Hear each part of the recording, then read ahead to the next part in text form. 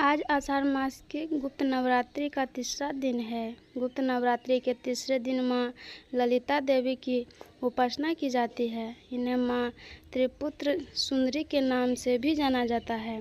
गुप्त नवरात्रि की तीसरे आदि महाविद्या के त्रिपुत्री सुंदरी राजेश्वरी बाला ललिता मीनाक्षी कामाक्षी शताक्षी कामेश्वरी सब इनके ही नाम से हिंदू धर्म में नवरात्रि को सनातन धर्म का सबसे बड़ा पवित्र और माना जाता है। वर्ष में 4 नवरात्रि आती हैं जो माघ चैत्र आषाढ़ आश्विन शादियों नवरात्रि मास में होती है। इनमें से 2 गुप्त और 2 सार्वजनिक होती हैं। आषाढ़ मास में पड़ने वाली नवरात्रि को गुप्त नवरात्रि कहा जाता है।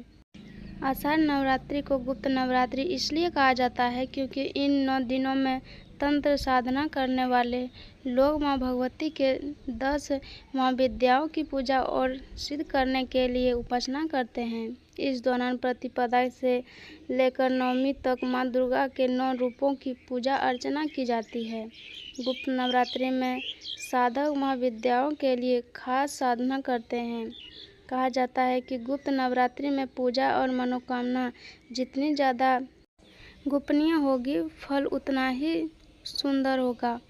मान्यता है कि भक्त आषाढ़ नवरात्रि में गुप्त रूप से आदि शक्ति देवी दुर्गा की उपासना करते हैं। इनके जीवन में कभी कोई कष्ट नहीं आता। पौराणिक कथाओं के अनुसार माँ वर देने के लिए तत्पर और सौम्य और दया से पूर्ण हृदय वाली मानी जाती है। माँ की उत्पत्ति को लेकर कई पौराणिक कथाएं प्राचीन हैं। एक कथा के अनुसार भगवान शंकर ने हृदय में धारण करने वाली सती लेमिस में लिंगधारणी नाम से विख्यात हुई। देवी माँ को ललिता देवी के नाम से पुकारा जाने लगा।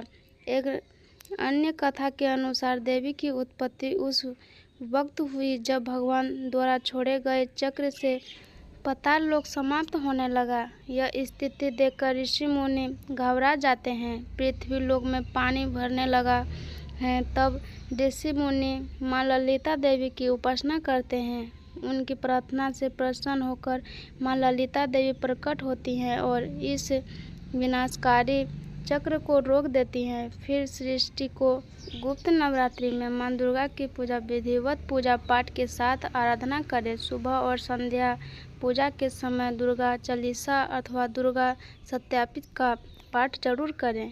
पूजा के दौरान माता को लौंग व बतासे का भोग चढ़ाना चाहिए। इनके साथ माँ को लाल पुष्प और चुंदरी भी अर्पित करें।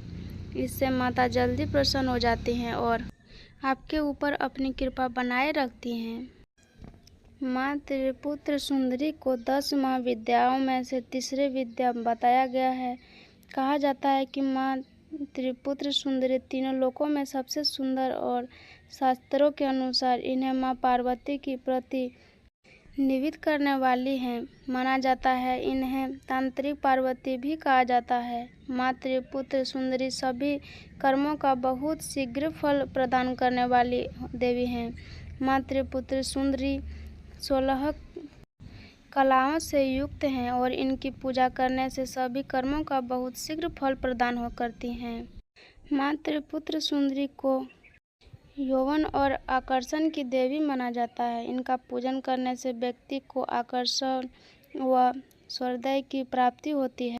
साथ ही वैवाहिक जीवन में चल रहा कलश भी दूर हो जाता है। माँ त्रिपुत्र सुंदरी की पूजा करने से शुभ फलों की प्राप्ति होती है और मान सम्मान में भी वृद्धि होती है। माँ त्रिपुत्र सुंदरी की आराधना करने वाले को मोक्ष की प्राप्ति होती है।